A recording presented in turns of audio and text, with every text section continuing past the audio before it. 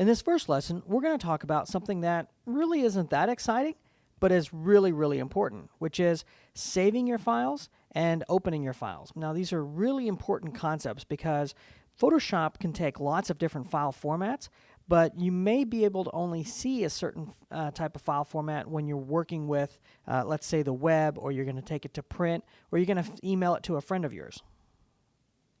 So there's a number of ways of opening files inside of Photoshop. I'm going to try not to use too many shortcuts because I want you to see where the menu options are. So the first thing we'll do is go to File, Open. Again, you can use the shortcut if you prefer. And when you go to File, Open, you're going to actually load up the standard Windows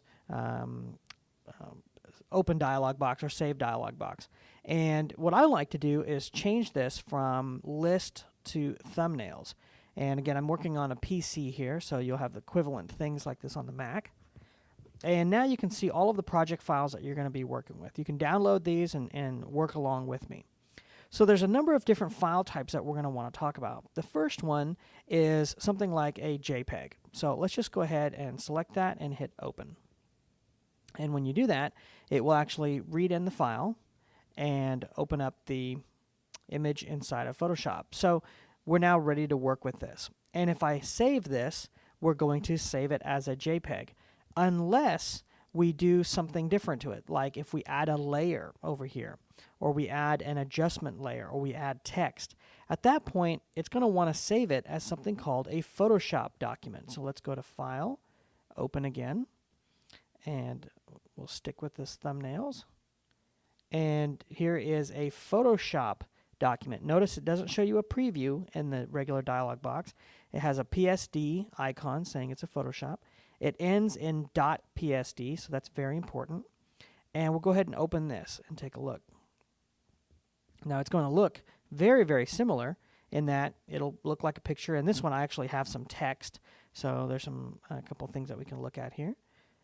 However, if I open up this layers, you notice it has all this other extra information in here. So if I wanted to give this to somebody and they don't have Photoshop, they won't be able to read this file. So it's very important, if I want to hand this off to somebody, that when I go to File, Save As, okay, just come right down here, that we save it not as a Photoshop file, but as something like a JPEG. Now, this can become very confusing. So there's a great option I want you to be aware of, which is if you go to File, Save for the web and devices. This is a great way if you're going to just be sharing your pictures. We'll go ahead and open up this dialog box here. All right, and I apologize if your screen's a little bit cut off here. So with our regular hand here, we can click and drag and look around and see what this image is going to look like. Obviously, this image is going to be pretty massive, right? So if we're going to hand this to a friend via email just for them to look at, we might change this width to something like, I don't know, let's try 512. Let's see what that looks like. When you click away, it will automatically resize and say, okay, that's a nice preview image. Now, right now we're looking at this as a GIF, and a GIF only allows you to have 256 colors. So what we're going to want to do is change this to something like a JPEG. Now, you can go through and play with all of these settings and adjust quality. If you want a high quality, you can take it all the way up to 100. You can use these presets.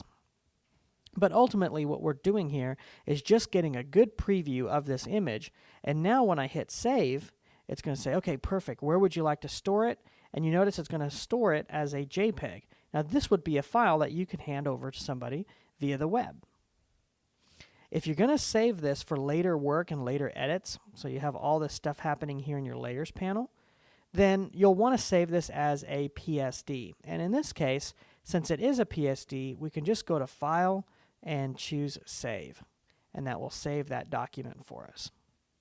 Now, there's also a number of different ways to open files outside of just the File Open or the shortcut. You can actually double-click anywhere in this empty workspace, and it will actually bring up that dialog box for you. So that's one way. You could also click and drag a file from any of your browser windows and you can open them up directly. You can use the mini bridge, which we won't get into in this lesson, but that is available to you. And you can use the standard bridge, which I can pull up for you here. Which, if you open up your files inside of Bridge, you can click and preview the image, read about all of the metadata. If you have a file that is a little bit more of an advanced file, you'll be able to preview those directly in here as well, which is kind of nice. So, for example, if let me just minimize this for a second.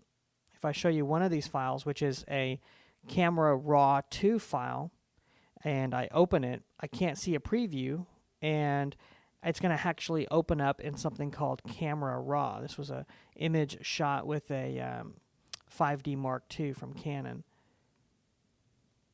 Okay, so we get, this extra dialog box that we're going to have to navigate through. Instead, if I was to browse this in Bridge, what I will actually get is a preview here without actually having to go into Photoshop and see exactly what's inside of this. So again, a number of different ways of opening your files, saving your files, and most importantly, just remember, if you're going to be saving your files to work inside of Photoshop and you have layers, then make sure you save it as a PSD file. If you don't have layers and you're just wanting to just make some quick edits and save it and get it out of the way, you can save it as a PNG or a JPEG or anything that you'd like to. Just remember that if you're going to send it via email, that you might want to save it as a save for web and go through that dialog box. And that way, if you can ensure that the person you're giving it to can actually see it.